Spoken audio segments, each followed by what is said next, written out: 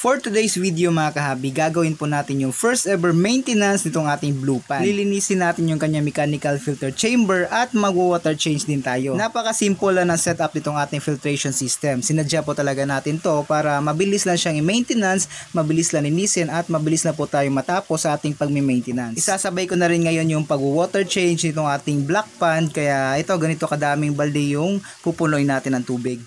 Yo, what's up guys? Good day po sa inyo lahat. Sa lahat po ng mga kahabi natin dyan, and welcome back to another video. At ngayon, tara samahan nyo ako at linisin na po natin itong ating blue pan. Ito yung first maintenance natin dito sa pan po natin na ito mga kahabi. At okay pa naman. Yan. Sobrang tatakaw ng mga alaga natin dito. At yan, may mga lumot na. Dilin kasi tayo naglagay ng UV light dito sa filtration ng pan po natin na ito. Kaya yan, nagkakalumot din, medyo nag-green na din po yung tubig at nanilaw na siya. Di po kasi tayo nakapag water change din dito, pero yan, goods naman, okay naman yung mga alaga natin. Di pa rin nga po tayo nakagawa ng skimmer dito guys, pero yun, baka mahanapan din po natin ng oras at magawa po tayo ng skimmer po dyan. Dito po yung ating pan, tapos yung filter naman natin ay nandun po sa dulo at yun, maglalakad lang po tayo ng konti at andito na siya pan natin. Tapos ito po yung filtration. Kung gusto nyo makita kung paano natin to set up, meron po tayong video dyan kung paano natin to kinonect dun sa ating pan. At ito ang ating photos, nabuhay na po siya. At ito yung first chamber natin, yung mechanical. Ito yung bio natin. Hindi na rin natin napalitan yung fiber fill na foam. Tapos ito yung bio natin. Pero bago po yan mga kahabi, mag-aakot na rin po muna ako ng tubig. Mga 1 month na po ata di tayo nakapag water change dito. Sobrang busy din nga po natin. Hindi na po natin nasikaso yung mga alaga natin dito. At yun, mabuti-uti pa naman sila. Ito pala yung filtration system dito sa isang pan natin na malaki. Yun, nadumi na talaga siya. Kaya kailangan na po tayong mag water change ngayon. Naghahakot na po muna tayo ng tubig at pupunuhin po natin ito ng drum dito para yun po yung ipang water change natin sa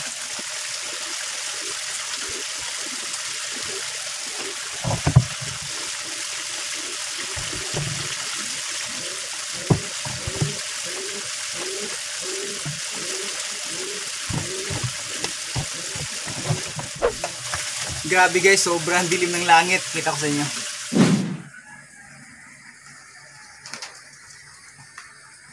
Ito yung pupunuin natin ng tubig guys. 6 na drum. Yung meron ako dito. Pupunuin natin to. Tapos meron pa palang pang 7. At ito po yung i-water change natin dito lang sa pan po na ito. At iba pa yung dun sa blue pan natin. Tapos bukas, mga ganito din kadami tubig para makuha ko po talaga yung gusto kong tubig para dito sa pan. Eto, at napuno na po natin yung mga drum ng tubig.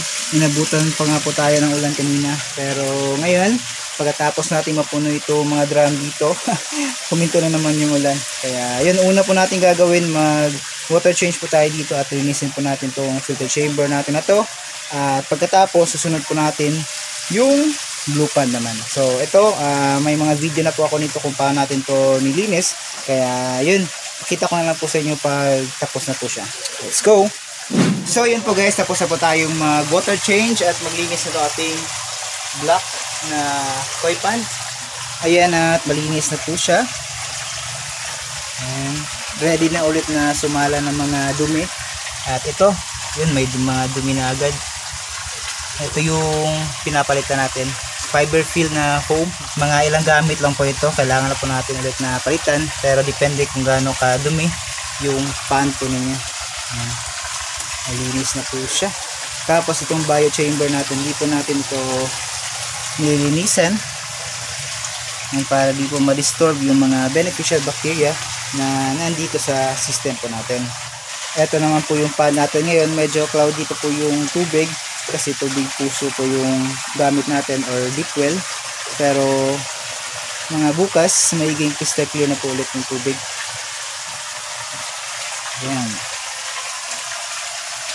Tapos bukas water change po ulit tayo para talagang maging bago po yung tubig natin, pero di po pwede na 100% po yung gagawin natin.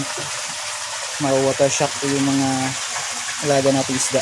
So yun, tapos na po tayo dito sa ating black na pan. Dito naman po tayo sa blue pan. Let's go! Patayin na po muna natin yung pump. Ayun, at nakapatay na yung pump. Ayan. So punta tayo dun sa filter. Ito yung filter niya. Oops, tatanggalin natin yung tubig tapos papalitan natin to. So ito, tatanggalin po natin yung fiber fill at sobrang dumi na po talaga niya.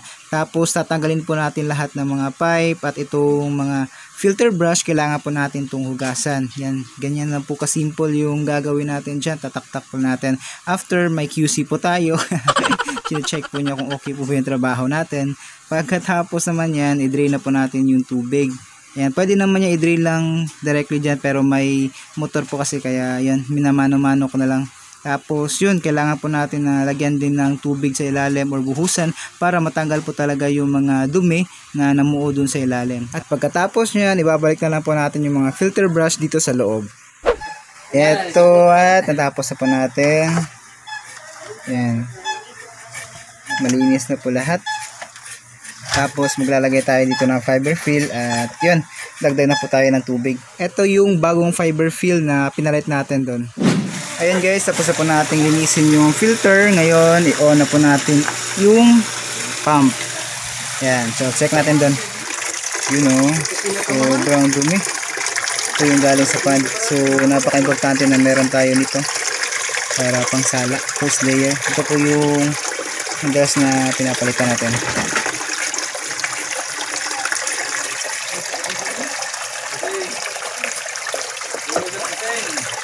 Ayan na. So yan, dagdagan na po tayo ng tubig. So ito guys, tapos na po tayong mag water change. Yan, nagdagdagan na po natin ng tubig dito. Same doon sa isang pan natin, medyo cloudy po yung tubig. Kasi yun nga, tubig puso din po yung gamit natin. Tsaka medyo manilaw na din po yung tubig dito. Pero yan, nakuha na po natin yung tamang level ng tubig para dito sa pan po natin ito. Bukas, mag-crystal clear na po ulit yung tubig dito.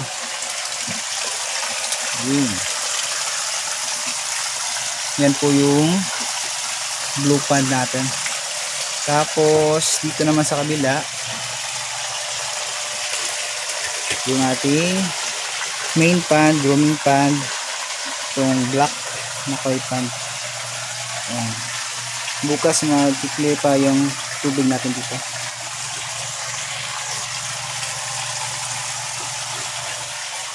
So yun guys, puro mga maintenance na po yung mga ginagawa nating video dito sa ating pan kasi sobrang busy po natin ngayon. At pag nakahanap po tayo ng oras, gagawa po tayo ng mga DIY na videos ulit. So yun po guys, ito na po ngayon. Kinabukasan yung pan natin, itong blue pan. Ayan, medyo clear na po yung tubig niya. Ayan. At yun pa din, gutom na gutom pa rin yung mga alaga natin. Pero ayan, mas naging clear na po yung tubig. Ayan, tapos yung mga alaga natin dyan, gutom na yan. Tapos dito naman sa ating black pan, di pa po tayo nakapag water change ngayon. Pero yan, sabi ko kasi kahapon na mag water change po ulit tayo. Pero ito so far okay pa naman. Ayan. So clear na po ulit yung tubig natin dito. At medyo tinaasan po natin yung water level. Siguro itong skimmer natin, itataas na po natin yan ng onti lang naman. At abangan nyo rin po pala guys, gagawa po tayo ng isa pang pan para naman paitlogan natin dito sa koi po natin na yan. Ang bilis po kasi niyang mangitlog. At yun, sobrang dami pa. At ayaw ko na rin paitlogan dito. Mahirap po kasing linisin. Gagawa na po tayo ng portable. Dito po natin i-set up para pag malaki na po yung kanyang tiyan, paitlogin po natin. So yun po guys, tapos na po tayong mag-maintenance dito sa dalawang pan po natin. At yun, bukas konti na lang po yung gagawin natin. Mag-water change po din po tayo dito ng mga ilang gram para maging okay po talaga yung tubig natin kasi medyo manila na po siya at medyo matagal na din po kasi tayo hindi nakapag-maintenance. Sobrang busy nga po natin. Pero yun, mabuti na nakahanap po tayo ng oras ngayon at nakapag-maintenance tayo. Kaya bukas, water change na po dito sa pan na to. Tinabangan nyo po yung mga next upload po natin mga kahabi. So yun, maraming salamat po sa panonood. Happy fish keeping. Fish out.